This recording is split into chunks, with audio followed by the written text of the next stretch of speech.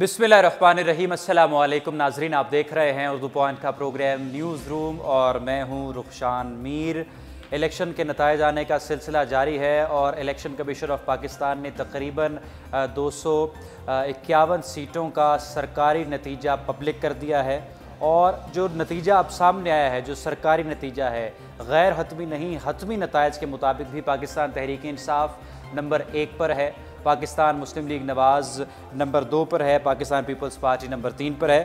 सरकारी नताइज के मुताबिक जिन सीटों का नतीजा इलेक्शन कमीशन ऑफ पाकिस्तान ने पब्लिक किया है, उसके मुताबिक पाकिस्तान तहरीक इंसाफ ने 116 नशिस्तें हासिल की हैं, पाकिस्तान मुस्लिम लीग नवाज़ ने 64 नशिस्तें हासिल की हैं, जबकि पाकिस्तान पीपल्स पार्टी सिर्फ 43 नशिस्तें हासिल करने में कामयाब हुई है।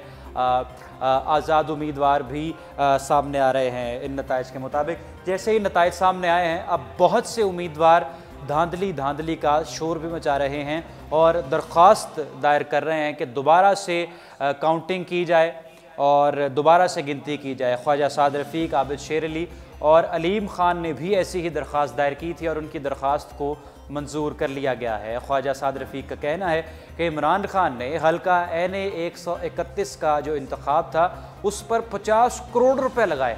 ख्वाजा साद रफ़ीक ने कहा कि वोट को ख़रीदा गया है और उनके रिटर्निंग अफसर ने, जो अमला था वहाँ पर, उसने वोट्स को, सैकड़ों वोटों को मुस्तरद कर दिया है। वोट कास्ट करने ही नहीं दिया गया और गिनती भी ठीक तरीके से नहीं हुई। ख्वाजा साद रफ़ीक ने कहा है कि मेरे हल्के की गिनती दोबारा से करवाई जाए। आबिद शेर अली, जो कि फैसलाबाद के हल्का NA 108 से फ़रूख अभी पाकिस्तान तहरीक इंसाफ के जो नौजवान रहनुमा हैं उनसे हारे हैं, उन्होंने भी ये कहा है कि दोबारा से गिनती करवाई जाए।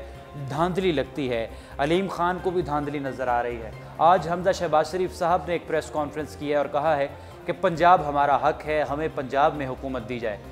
तो यानी लगता ऐसा है कि वफाक में तो नशिस्तें पाकिस्तान तहरीक इंसाफ की ज़्यादा है, मगर सूबे में पंजाब और लाहौर, पंजाब जो कि एक गढ़ था मुस्लिम लीग नवाज़ का, जहाँ पर हुकूमत की शहबाज शरीफ साहब ने कई दहाइयों पर मुश्तमिल थी, तो शहबाज शरीफ साहब के हाथों से अब पंजाब भी निकलता हुआ नज़र आ रहा है। और बड़ा एक रिक्वेस्टिंग बिहेवियर था हमजा शहबाज शरीफ साहब का कि हमें पंजाब में तो रहने दिया जाए। तो क्या बनने जा रहा है, क्या होगा हुकूमत का? 2 हल्कों पर दोबारा से गिनती हुई है, वहाँ से पाकिस्तान तहरीक इंसाफ हार गई है। मामला क्या है? जो मुस्लिम लीग नवाज़ के इस वक्त उम्मीदवार कह रहे हैं कि धांधली हुई है, काउंटिंग ठीक तरीके से नहीं हुई, उनके बात में कितना वज़न है और वज़ीर आज़म किसका बनता हुआ दिखाई दे रहा है, और खैबर पख्तूनख्वा में चीफ़ मिनिस्टर कौन होगा? पंजाब का तो अभी कन्फ्यूजिंग है।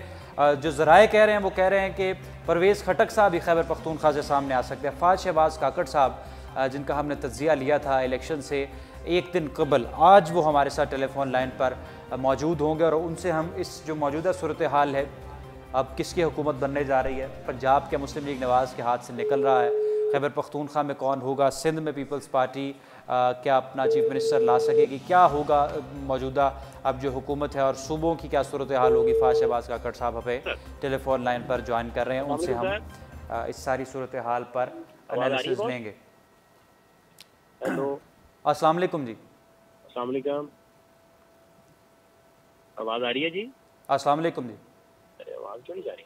हेलो जी, हमारा राब्ता उनके साथ कायम हो रहा है। फ़ाज़ शहबाज काकड़ साहब, आप टेलीफोन लाइन पर मौजूद हैं, मेरी आवाज़ आपको आ रही है? जी मीर साहब, आ रही है।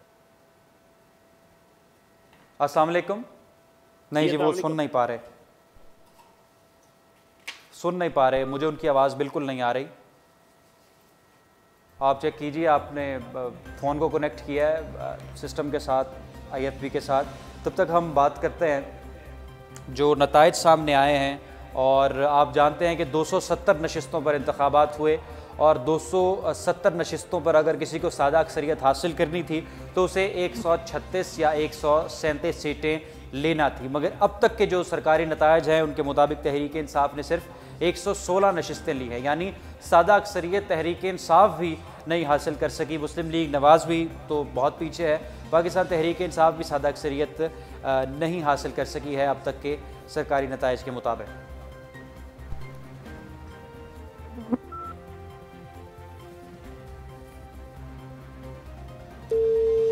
जी, हमारा फ़ाज़ शहबाज काकड़ साहब के साथ रब्ता कायम हो रहा है, जैसे ही वो टेलीफोन लाइन पर हमें ज्वाइन करते हैं। अस्सलाम वालेकुम फ़ाज़ साहब।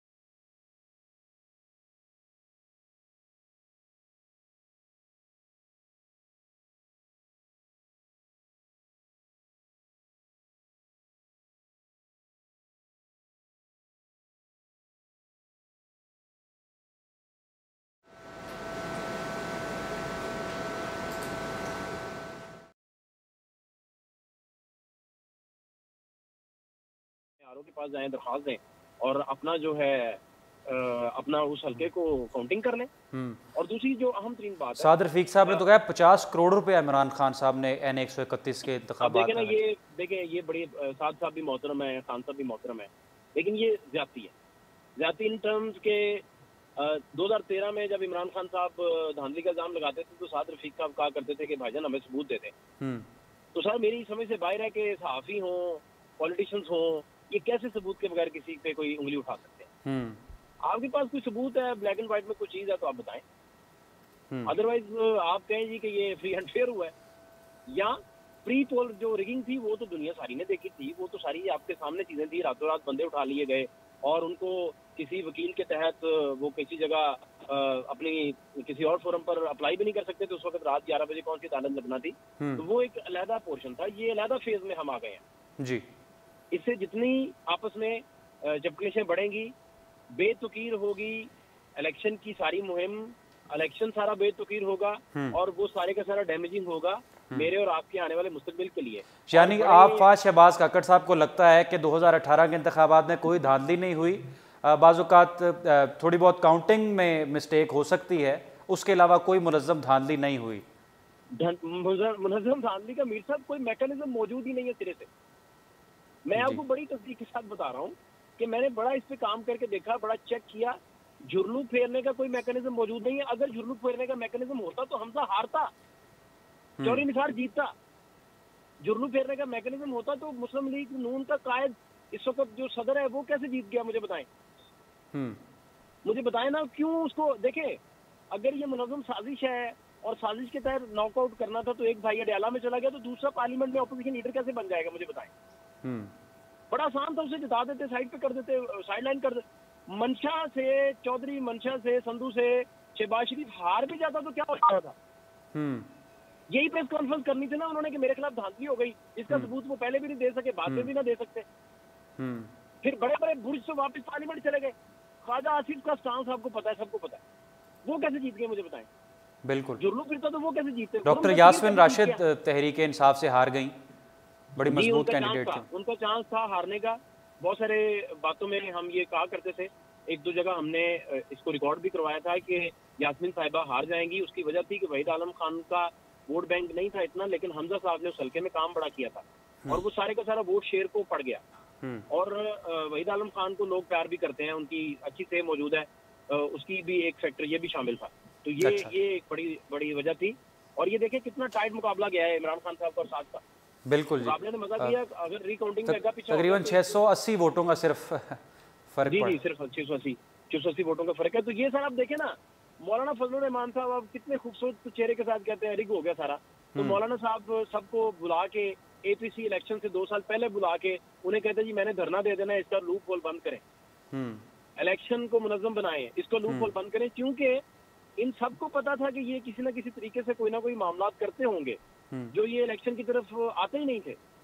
किसी पार्टी के मंशूर में शामिल था कि वो मुल्क में फ्री एंड फेयर इलेक्शन के जो इस्लाहात है उसको करेगा? ना जी, बिल्कुल नहीं। तो बताएं फिर ये किसने, जीएचपी ने करने थे आगे? भाईजान इन्होंने करने हैं ना। तो हमें डेमोक्रेसी के लॉलीपॉप के पीछे लगा के उस रोमांस में डाल के तो आप सारे काम मजे से करते हैं। सही है। अब पंजाब में किसको देख रहे हैं आप? मुस्लिम लीग नवाज आ जाएगी? हाँ जी, उनके जोड़ तोड़ तो जारी है। अच्छा, लेकिन ठीक है, उनका असल में हुआ ये कि उनको खतरा पड़ गया कि पंजाब में उन्हें आने दिया नहीं जाएगा। और ये भी खतरा पड़ गया कि फॉरवर्ड ब्लॉक की सूरत में लोग उनके साथ मिल जाएंगे। चौधरी सरवर इस चीज के माहिर हैं, जहांगीर तरीन साहब इस चीज के पीछे लगे हुए हैं, अलीम खान खुद कैंडिडेट भी हैं, लेकिन इन चीजों को भी मॉनिटर कर रहे हैं कि किस तरीका आजाद सारे के सारे तोड़ के और कुछ लोग अपनी हमदर्दियों वाले वो साथ में आए और कोई फॉरवर्ड ब्लॉक भी टाइम कर दे। लेकिन ये रातों रात होगा नहीं सारा, बड़ा मुश्किल काम है। तो इस वजह से नून अगर करेगी जोड़ तोड़ तो वो भी अपना बंदा ला सकती है। लेकिन मेरा ख्याल है कि मरकज में और पंजाब में भी हुकूमतें फ्रेश आए, कोई तब्दीली आए। तब्दीली से मुराद ये है कि बड़ी यहाँ के लोगों की ख्वाहिश है कि थाना कल्चर बदले। यानी आपकी भी ख्वाहिश है तहरीक इंसाफ आए, और आपको नजर आ रही है तहरीक इंसाफ आती है? मेरी ख्वाहिश नहीं है, मुझे लोगों की वो सारे के सारे ख्वाब पूरे होते नजर नहीं आए जो अभी भी ग्वाल मंडी के एसएचओ के चित्र खाते हैं। और बहुत सारी जगहों पे आप सर्वे कर लें तो पुलिस कल्चर यहाँ नहीं चेंज हो सका। बिल्कुल। और नून अगर आएगी तो वो पुलिस कल्चर चेंज नहीं कर सकेगी, ये ख्वाहिश नहीं है, ये तो वो बात है जो ओपन ट्रुथ है, सबको पता है। क्योंकि अगर पुलिस कल्चर 10 साल में नहीं बदला तो इधर नहीं बदल सकता। केपी में पुलिस कल्चर बदला नहीं, बेसिकली वहाँ की पुलिस पहले भी बहुत बेहतर थी। वहाँ की पुलिस हॉस्पिटैलिटी में, मोरालिटी में बहुत बेहतर थी पहले, सिर्फ उसे फाइन ट्यून किया गया। इधर इमरान खान साहब भी आ जाएंगे तो पुलिस कल्चर बदलेगा नहीं, बड़ा पुरानी डीप रूटेड है सारा, एक खास मेंटालिटी है पंजाब पुलिस की। लेकिन थोड़ा आपको मेहनत करना पड़ेगी, अगले 5-7 साल में तो थोड़ा कुछ हल्का फुल्का फर्क आएगा। इधर केपी की तरह ट्यून नहीं हो जाएगी फाइन पुलिस, उधर लोग पहले से ही बेहतर थे पुलिस में। जी बिल्कुल सही आपने कहा। पीपल्स पार्टी का कहाँ देखते हैं? पीपल्स पार्टी को सिर्फ 43 सीट्स मिली हैं पीपल्स पार्टी को सिंध से। पहले से तो बेहतर है, कुछ पहले से तो बेहतर है। खुर्शीद शाह साहब जो हैं उनकी क़यादत में जब ये चले सारे, और अपोजिशन लीडर के तौर पर बड़े सुलझे हुए अपोजिशन लीडर थे और बड़ा खूबसूरती से वो चीज़ों को लेकर चलते थे, तो पीपल्स पार्टी की पोजीशन पहले से बेहतर है। बिलावल साहब के साथ जो है उन्हें बहुत सारी बिलावल साहब की और क़यादत की आंखें खुली होंगी। शायद उन्हें पता चला होगा कि हालात जो हैं वो किसी वक्त मजीद भी वर्स्ट हो सकते हैं, लेकिन बिलावल के जो वालिद साहब हैं वो असम्बली का हिस्सा होंगे। तो इस वजह से अब देखें कि एबीसी में क्या फैसले होते हैं और ये सारी पार्टीज मिला के क्या थ्रेट बनती हैं इमरान खान के लिए, क्या ये कोई थ्रेट दे भी सकती हैं या नहीं।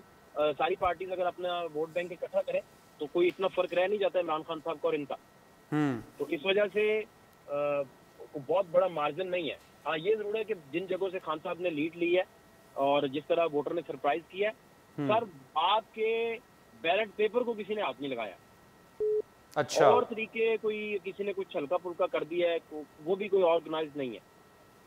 सही। और ये प्री पोल खुल खिला के किया गया था और इतने लोग ही जीत के तहरीक इंसाफ में चले गए थे, जितनों को भेजा भूजा गया था और इलेक्टिबल्स वगैरह भी भेजे गए थे बहुत सारे, और माहौल थोड़ा बना दिया गया था। आपके घर के साथ वाला घर अगर हनीफ अब्बासी का होता और उसे रात पुलिस 11 बजे आके ले जाती, 10 डाले पुलिस के आते, तो सुबह उठ के तो आप सोचते भी ना नून लीग को वोट देने का।